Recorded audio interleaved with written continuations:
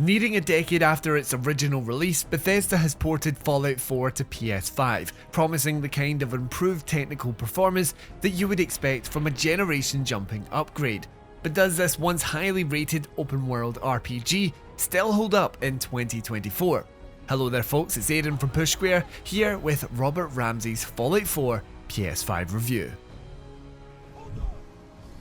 So answering that integral question of whether the game is worth checking out in 2024 is a surprisingly difficult thing to do. Some would argue that Fallout 4 was never actually that good to begin with, but we have always enjoyed its addictive gameplay loop, the endless cycle of exploring, blasting mutants, and leveling up. Said loop has, in our opinion, stood the test of time, and Fallout 4 remains incredibly Moorish with regards to character development, both through the acquisition of loot and the distribution of perk points. Bethesda's greatest strength has always been its ability to craft worlds that constantly distract you from your destination, and Fallout 4's post-apocalyptic Boston is no different. It's an impressively dense map offering adventure at every turn.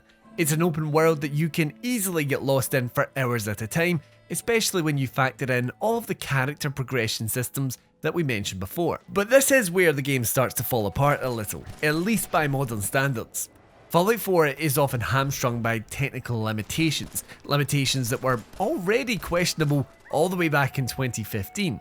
For example, hitting a loading screen every single time that you enter or exit an interior location feels so unbelievably archaic, and that's with the PS5's vastly superior loading times. What's more, the game's overall scope is actually held back by similar limitations. Now obviously you wouldn't expect a radiation-soaked wasteland to be teeming with life, but Boston can just feel so unambitious.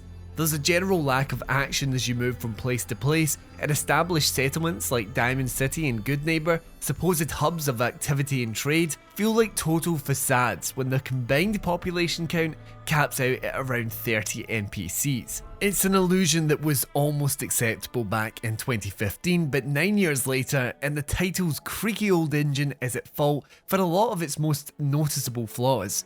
Of course, no one in their right mind is playing the 2024 re-release of Fallout 4 and damning the developer for not completely remaking the game, but it's hard to overlook the more poorly aged aspects of its design, especially when the open world genre has evolved so much over the last decade or so. Saying all of that, Fallout 4 does still boast an enticing atmosphere, a sense of eerie wonder that's become a hallmark of the series. There's nothing quite like climbing the ruins of an old skyscraper and gazing out across the wastes, soaking up the inherent loneliness as the game's brilliantly understated music tinkles away in the background. On the topic of immersion, we should probably discuss Fallout 4's approach to role-playing.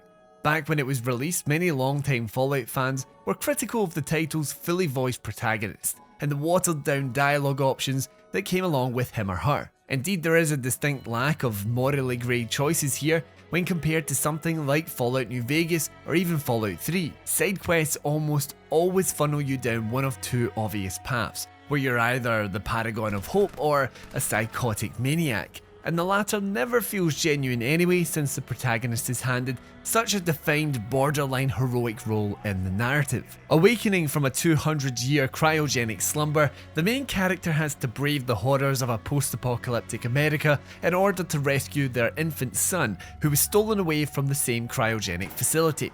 It's one of those scenarios where straying from the main questline doesn't actually make that much sense in terms of narrative cohesion, but in the story's defense, it does offer up some world-altering choices, particularly when it comes to siding with key factions.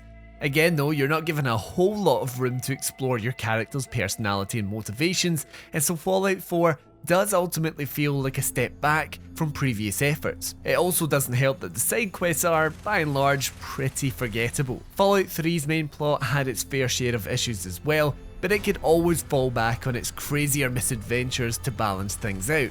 Its sequel, however, suffers from a dearth of personality, with flat characters and disappointingly bland dialogue, to the point where it often crutches on immersion-breaking self-referential storytelling. There are a lot of Radiant filler quests to get through if you want to see the faction plotlines conclude. There are the ones where the game basically plops a procedurally generated objective marker on your map and says, "Go here, do thing," with very minimal context. Now don't get us wrong, being given a reason to go out and explore is welcome when looting and leveling is part of the deal, but it's all just a bit soulless, and there's an argument to be made that there's too much padding standing between you and key story moments. But as we keep alluding to, the core strength of Fallout 4's gameplay loop is enough to keep you hooked, and combat is a crucial component of that. By today's standards, it doesn't have the most refined shooting mechanics on the market, but it's still far and away the best playing Fallout title. Whether you're sniping super mutants square between the eyes or hacking raiders to bits with modified chainsaws, there's a satisfying, borderline comical bloodlust to the action as skulls pop and limbs fly. VATS is undoubtedly the star of the show, however, giving you the ability to slow time and line up cinematic attacks against body parts of your choosing. Even now, almost a full decade later, there's no other system like it, and Fallout 4's version of VATS is unparalleled in provoking moments of sheer insanity. Unfortunately, not everything that Fallout 4 does is such a crowd pleaser, and while it can largely be ignored, the game's settlement system remains divisive to this day. Throughout your journey, you'll discover tiny pockets of civilization that you can develop, primarily by hoarding junk, and then using select materials in order to build all kinds of stuff, from basic defences like walls and gates, to fully operational computer networks and mental mechanical contraptions. The system itself is still quite impressive, offering a staggering amount of depth to those who really want to get stuck in, but if you just want to have a traditional Fallout adventure, settlements can feel like unnecessary baggage, weighing down an already heavy title that's packed with sometimes enjoyable busywork. Okay, so some parts of Fallout 4 haven't exactly aged well, but at the very least the PS5 port delivers on its promises of technical improvements. The game's 60 frames per second performance mode is nearly flawless aside from some slightly annoying half-second hitches in busy areas. A smooth frame rate does a lot of good for the somewhat twitchy gunplay, and a dynamic 4K resolution helps the whole thing look better than ever. That said, on an artistic level, this can be an ugly video game. Admittedly, it didn't look all that great back in 2015, and now, it looks rough. More specifically, the human character models are dreadful, all dough-faced and dead-eyed, complete with some terrible lip syncing and facial animation. So, Fallout 4's core gameplay loop is still enough to hold everything together, even if the surrounding adventure is really showing its age almost a decade after its initial release. A smooth 60 frames per second performance mode is exactly what a lot of returning players will have wanted, and there's still fun to be had in roaming post-apocalyptic Boston, especially with the timeless VAT system at the ready. But there's no looking past the fact that the open world genre has come a long way since Fallout 4, a title that arguably felt outdated even back in 2015. Thank you for checking out Robert's Redux review of Fallout 4. Let us know down in the comments how you've been getting on with the game since its PS5 update, and while you're down there, be sure to leave a like and subscribe to the channel for more PlayStation video content. Anyway, until next time, I've been Aiden, and this has been Push Square.